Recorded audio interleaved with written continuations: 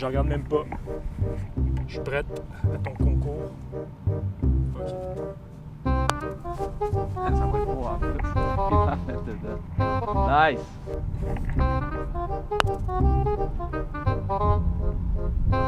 Okay.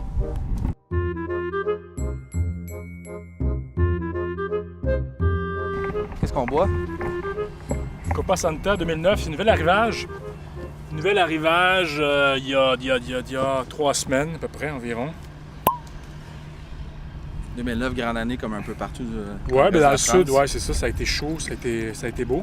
On a toujours les bars chez Clavel de Syrah, là, 80%, avec des cépages complémentaires comme le Grenache, la Mourvèdre, entre autres. On goûte un truc comme ça. Les gens qui ne boivent que des vins américains vont s'y retrouver un petit peu, là, parce qu'on est dans le sud, il fait chaud, on a du soleil dans un vin comme ça. On va aller chercher un petit peu le côté confituré qu'on retrouverait dans des vins un peu plus de style californien, australien. Par contre, en bonus, on a un équilibre, on a une acidité, on a une certaine fraîcheur, ce qu'on ne va pas toujours trouver dans certains vins dits commerciaux là, dans les grandes régions du monde.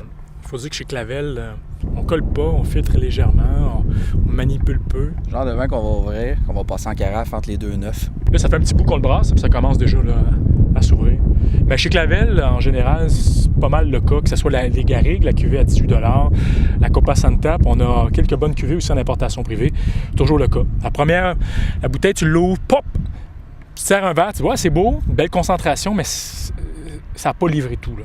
C'est souvent ça, hein, puis ça te réserve des belles surprises. Tu passes en carafe, tu l'oublies, une demi-heure après, pouf, ça s'est ouvert, c'est... Puis tu as une surprise parce que tu renouvelles, là. Tu renouvelles quelque chose d'autre, là. Tu sens autre chose, tu perçois aussi autre chose. C'est des vins que j'aime mettre sur la carte parce que premièrement, c'est des beaux rapports qualité-prix. Je veux dire, t'en as pour ton argent.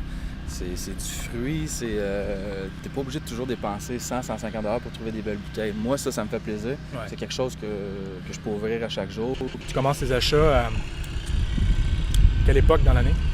J'ai commencé à regarder pour les achats au début du mois d'avril, je vais te dire, parce que la saison, normalement, commence dans, on va dire, fin avril, début mai. Normalement, la neige est fondue, puis on peut commencer les opérations. Mais début avril, rencontre tous les agents. Ouais. On sort des salons des vins souvent durant la période hivernale, puis là, on commence les achats.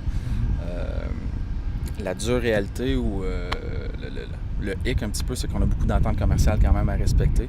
Puis il faut que je devienne un petit peu imaginatif, c'est d'être d'offrir le plus de sélection possible avec le budget qu'on a à respecter. Ah ouais. Ici, la carte des vins, on roule alentour de 200 références des vins d'un petit peu partout à travers le monde. Mettons, sur 4 clients, là, combien de vins raisins suggères-tu? Sur 4 clients? Ouais. 1.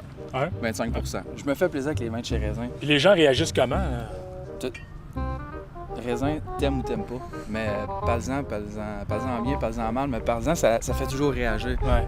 Moi, quand j'ai rencontré Jean-Philippe, quand j'ai étudié en sommellerie, c'était un certain vent de fraîcheur parce que puis les vins de chez Raisin, c'est pas toujours le côté guindé de la chose.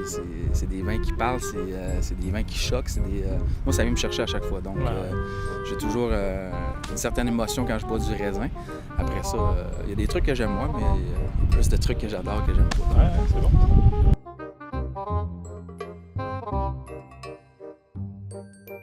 Copa Santa, disponible à la SAQ aux alentours de 25 $ la bouteille.